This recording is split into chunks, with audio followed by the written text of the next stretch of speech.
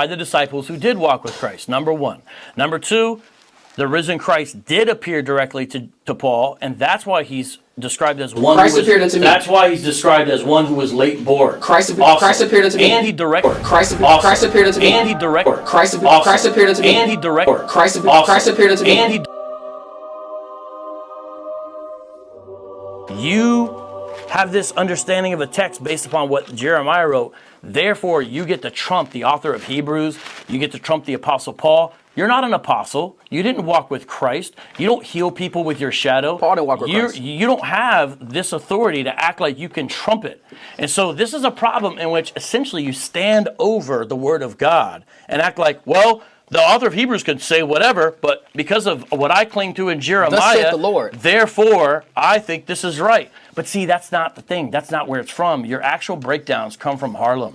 They come from One West. They don't come from thus saith the Lord. That's why most of them were never heard of until Abba Bivens and those around him came up with these interpretations. This is a new thing. You don't get to trump the apostles who cast out devils and was caught up to the third heaven because of your misunderstanding. And that's a major problem. And honestly, it's hubris. It's hubris for you to think that you can. Let's talk about hubris. It's hubris for you to keep telling me that who I got my understanding from, whether it's from Harlem. That's a fact. Now, here's the thing. It's a fact. Here's the thing. On this topic of New Covenant, I don't get this from Harlem or REI or anybody from the original One West. I know you'd like to think that because I'm of this school of thought that I get this from them. I am not as studied in the elders as Alazar is. I can't tell you, I don't pay attention to these people. This is why I don't know all of the stuff that was going on between you and everybody. I know little things here. And this is why you say, oh, I talked about this before. I don't watch you. I don't pay too much attention to this internet stuff. Hold on. I don't pay too much attention to this internet stuff. So when you talk about hubris, it's very hubris of you to start telling me where I get something from, as if I haven't read the Bible, as if I don't study the Bible, that's when you as if I haven't taken things into see those arise, as if I have not taken things into consideration.